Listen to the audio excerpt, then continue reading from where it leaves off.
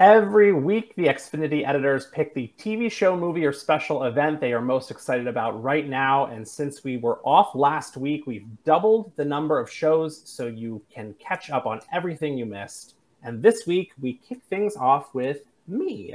So the first show I'm excited about is Cruel Summer, which premiered for a second season exactly 1 week ago and airs every Monday night at 10 p.m. Eastern on Freeform. If you haven't watched season 1 of Cruel Summer, you absolutely should. It was the best, most unexpected TV thriller of 2021, had our entire team absolutely obsessed, and became Freeform's most watched series debut of all time.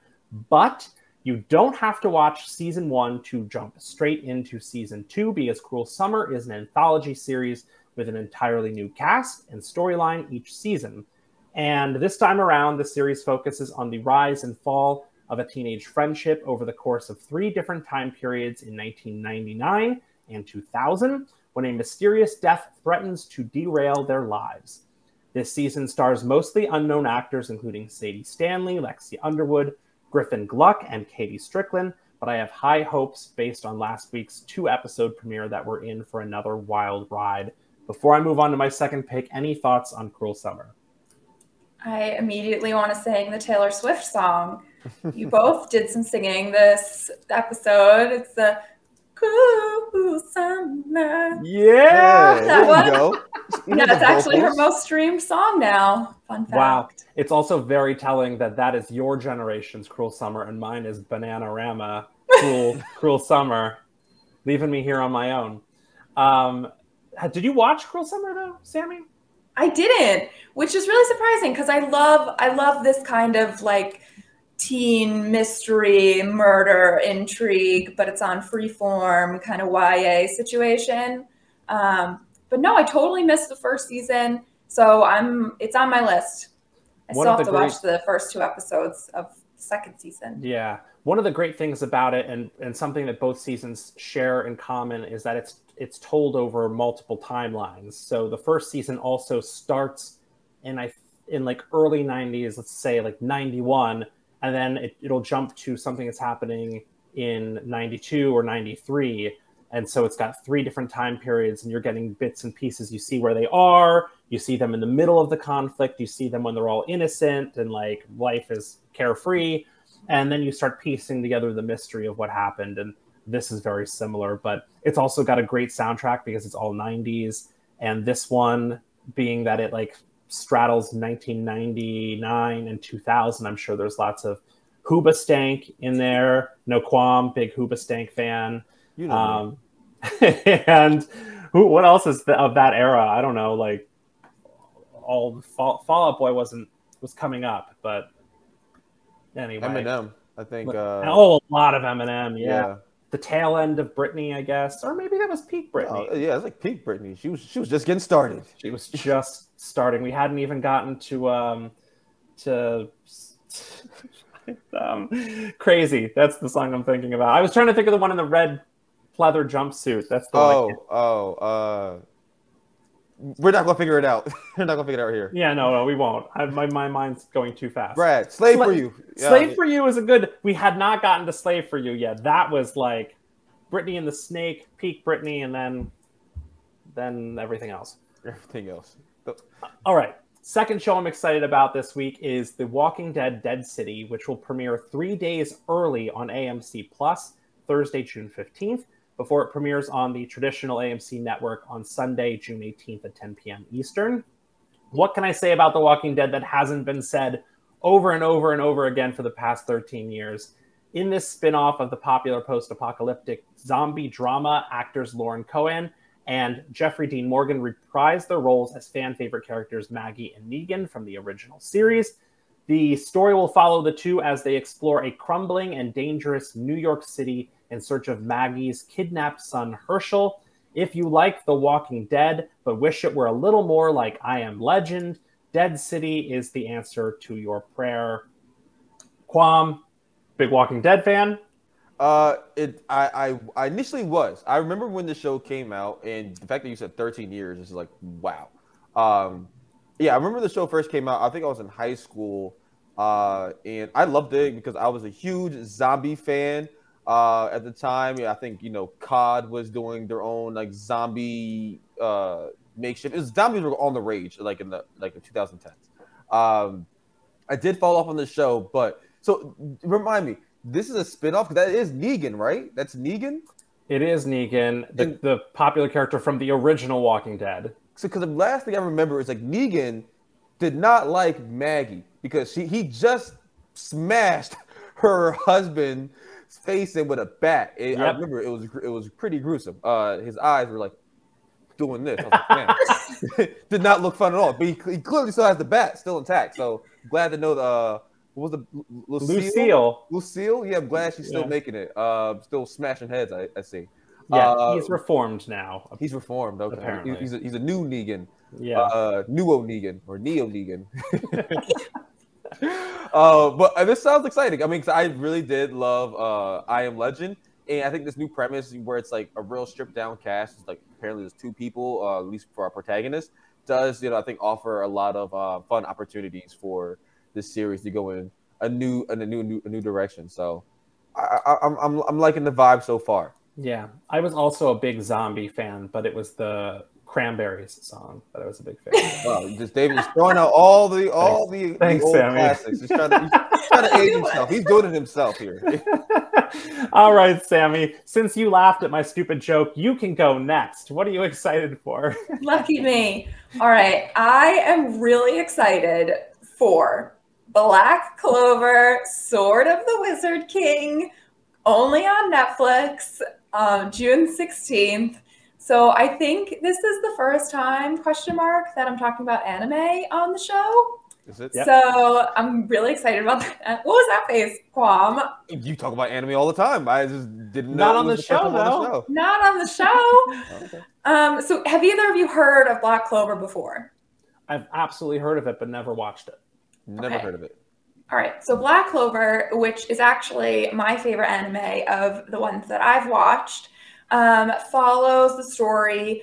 Basically, it takes place in a world where everyone has magic. So not only is magic real, but everyone's born with magic, except for our protagonist here in the middle. His name is Asta. He is born without any magic. So he, in true anime fashion, has to develop really strong muscles and kind of leans into just brute strength over like what everyone else has, which is magical abilities. And so he is an orphan. He grows up in an orphanage with kind of this like pseudo brother, who is unbelievably strong, has absolutely insane magical abilities. He has a fairy and he can like harness the power of wind. But anyway, this movie follows, it's actually not canon, so it's not part of the true like series story, so you can actually watch this as like its own isolated movie, not having had to watch maybe like 200 plus episodes of the anime itself beforehand, so it's a little less intimidating to go into. But this one follows Asta. He finds this like extra sword that's from a different wizard king, which is like his ultimate goal is to become the Wizard King. So yeah, that could not be a more condensed version of the plot. But he's a total badass. He has more ambition and strength than like any anime character ever. Maybe that people are going to come for me in that statement. But it's really, really great. And also the music, Quam, I can't believe that you don't watch anime strictly for the anime intros, because Black Clover, I think, has some of the best / some of my favorite intro songs of all time. There's one called Black Rover that is just like a heavy metal song, and it's amazing. Sam, you're giving me a lot to work off here, because you first took a shot at me. You said that I do not watch anime shows for the music. That is some of the time. Sometimes that's really the reason I tune into these shows. It's just literally for the intro song, and the fact that you would assume that I do not is disrespectful, to say the least. Secondly, to say that our friend, what's his name, Mr. Clover over here. Asta. Yes, Asta. Oh, sorry, Asta. That he is the strongest anime character ever. Have you even seen One Punch Man? He's literally One Punch Man, but not One Punch Man. So I don't know what to say to that. And I can think of a myriad of other anime characters who could allegedly be stronger than him. We'll need to do a tournament, like a bracket situation. A bracket situation? Yeah. Maybe strongest anime characters, like we did with Keanu a couple episodes ago. Each bring in our anime champion. Oh, I like that idea. Sammy, how do you feel about this not being canon? I am just more excited that it's even coming out at all versus whether it's canon or not, because this was meant to come out, I think, earlier in 2023. I think it may have already been released in Japan. Like, we should have seen it by now, months ago. And so I'm just excited that it's coming out at all. Black Clover was one of the shows that I binged the whole thing, so I haven't actually been able to watch it while it's airing on. So I'm really excited to watch something that the world is watching at the same time and kind of be part of that, like, discussion online, or kind of follow along with it versus catching up and kind of being a little delayed in the fandom. So I love that. Totally get it. Tell us about your second pick here. Okay. In completely stark contrast, my second pick is the FX comedy It's Always Sunny in Philadelphia, which is currently in its 16th season, 16th season, airing on FX and next day on Hulu. When I say that Always Sunny in Philadelphia is one of my favorite shows of all time, I could not mean that more wholeheartedly. Did either of you watch the show? Do I have fans in my co-hosts today? You are Miss Fans. I do watch it. I've not so loyally watched it as you have, but I do watch it. Yeah. So when you say a show's in the 16th season, I feel like people say, like, you're still watching that, or they're still making new episodes. But what I say to that is, why would you ever want your favorite show to end? You know, they're still continually pumping out new episodes that are hilarious, just as funny as they always were, if not funnier, because now you just have the world to deal with versus when they started over 20 years ago.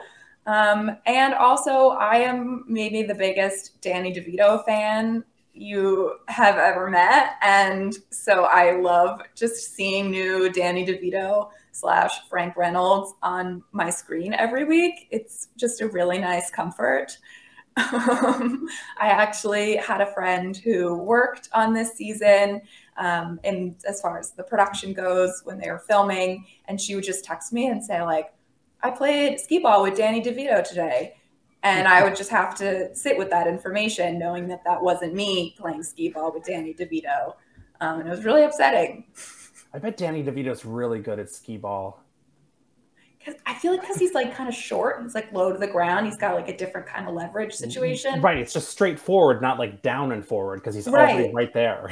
y'all just ripping on Danny DeVito right now. It's nothing but love for Danny DeVito. It's like backhanded love. It's like, yeah, you're already there. You can just push it up. You don't got us taller folks. You don't have to. I even love Danny DeVito's the sub commercials that he does. Yes. Where he's listening to the sizzling sub. I don't know. It's just everything he does. Layer the meats. I think it's for Jersey Mike's or Jimmy John's. A sub above. How do I even know? It is Jersey Mike's. I don't even know how I know the catchphrase, a sub above. The Jersey Mike's, send us money for this.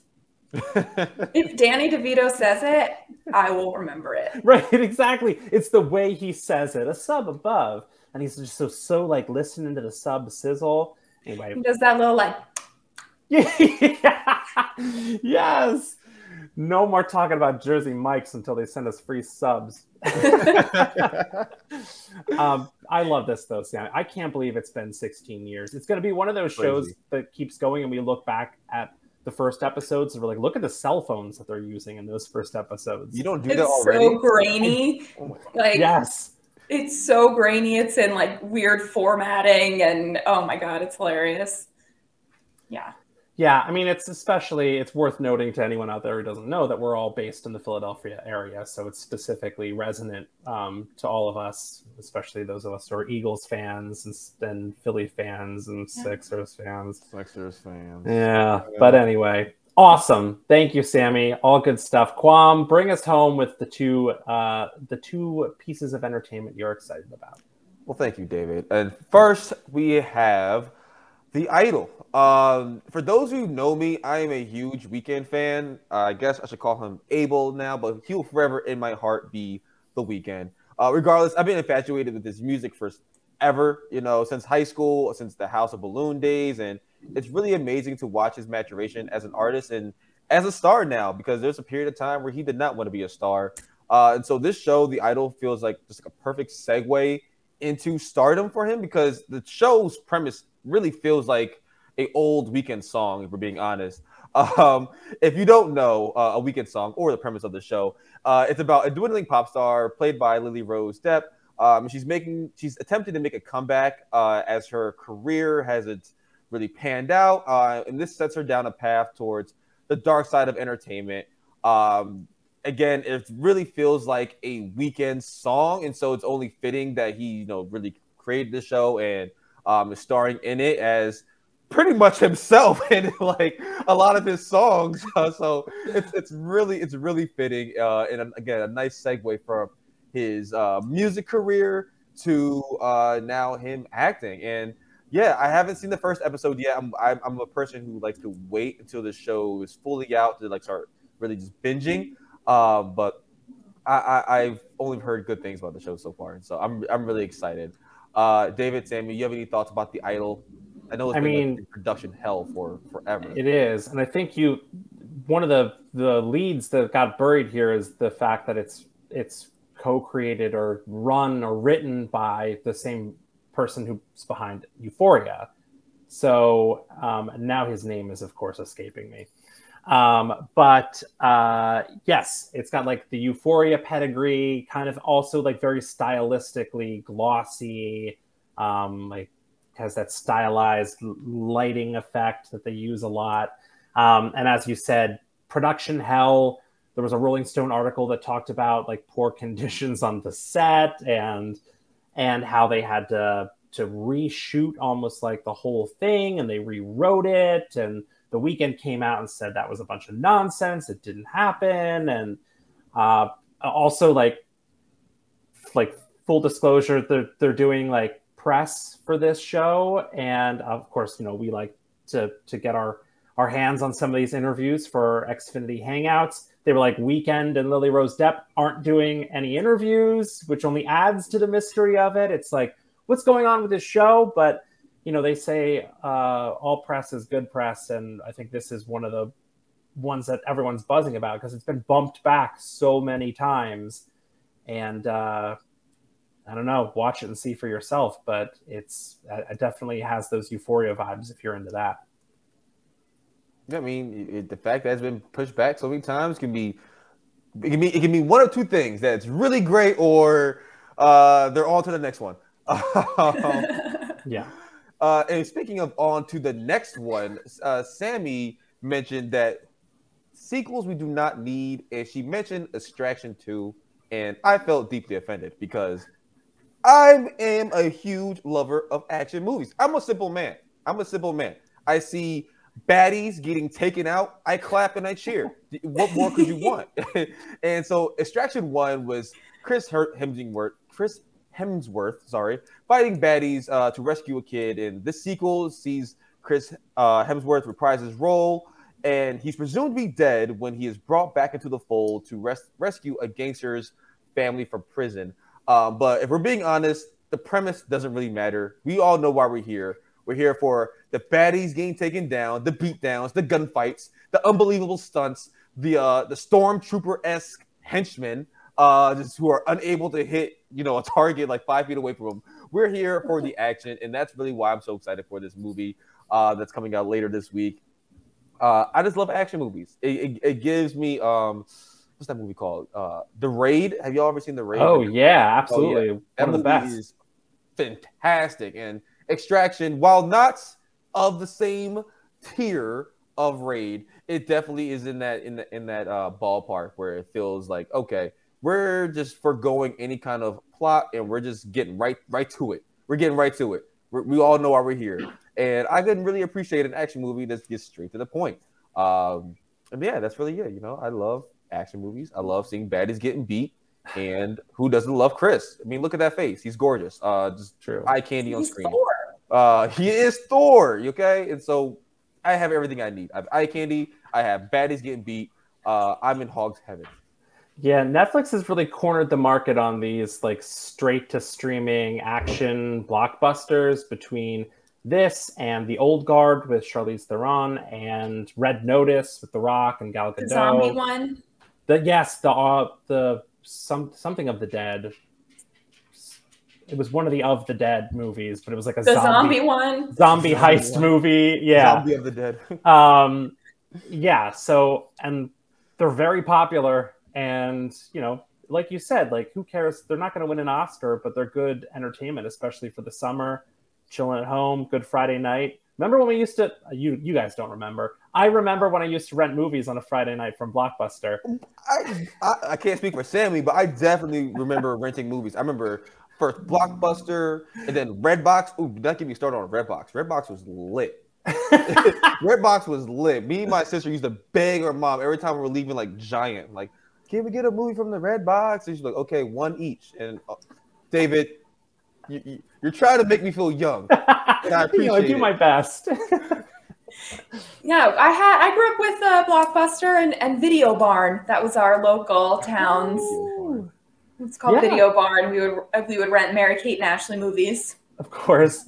Well, Netflix is kind of like that Friday night. Instead of renting, you get your like big action movie for a Friday night when you've got pizza and you're just hanging out at home. It's perfect. Also, Euphoria was created by Sam Levinson. That was the name and he did this Idol too. So anyway, continue. Anything else for Extraction? Full circle moment there. No, I mean, what more can I say? Baddies getting beat, Chris Hemsworth, action, explosions, kicks and punches, pow, kablow, all the good stuff. Sammy. Oh, I was just going to say, I heard that there's a 21-minute action one-shot scene in the movie. In Extraction 2? That's impressive. In Extraction 2, yeah. It's one shot, 21 minutes. I am a sucker for a long take. Like, I often, mention the Goodfellas being my favorite movie, and it has such a great long take. And that's like ever since that movie, I really just love long shots and unbroken shots or made to look unbroken. And the fact that they pulled off a 21 minutes long shot is incredible. I will be thoroughly pleased when I watch that moment. Are you talking about the walking through the kitchen scene, Quam? I am talking about the walking through the kitchen scene. Yeah. It's Tommy two times. How you doing? No, not that one. No, not that one. The one where I do like that one too. He's like, I'm gonna get the papers. Yes, that's it. No, not that scene. Where he's taking Karen through the diner for the first time. Oh, right. Yeah, and then he has the awesome joke, the great punchline where he's like, what do you do? He's like, I work in construction. And she's like, I don't think you work in construction. He's like, I'm a union delegate. And it even has like the drum sound effect. Oh my God. You're gonna get me off on a tangent on Goodfellas and how good of a movie that is. But that is, yes, that's my favorite. It's one of my favorites too. They also, in that scene, I'm always amazed that they bring in a table from the side for him and plop it down right in front. Like the table was just over there. Was it just waiting for Henry? Just waiting. That's how big he was. You don't know. Henry was that guy. When someone says they're him, they're not Henry him. Henry was really him. Like, bruh, he pulls up after his girl got pushed out of a car, walks across the street, and then roughs the guy up, and then takes the gun and gives it to his girlfriend, and then gets married the next scene. Bro, he is him. He is him. It's like, he is him. Smacks him in his own front yard. He's just chilling over there. You got a problem, pal? Yeah, we got a problem. Yeah, but you don't know I'm him. I asked him to stop. He didn't stop. Oh my God! Now we're just. the car. we're just going to start doing Goodfellas quotes. Oh my God. All right. Before we wrap this up for the week, it's worth mentioning for all of our sports fans out there that the US Open Golf Tournament tees off this Thursday, June 15th, and runs through June 18th. You can catch all the action on NBC Peacock, the USA Network, and Golf Channel. Just say golf into your voice remote for more. And this is going to be the bane of my existence is saying the name of this. The CONCACAF Gold Cup Soccer Tournament kicks off. I'm going to say it like every episode for the next few episodes, too. I'm going to butcher it every single time. CONCACAF Gold Cup Soccer Tournament kicks off preliminary matches this Friday, June 16th through June 20th. You can check out these matches on Fox Networks and Univision. Just say soccer into your voice remote for match times and more details. Check out everything that we just talked about, all the entertainment, the movies. We're going to even put Goodfellas in there. Just check it all out just by saying what to watch into your voice remote.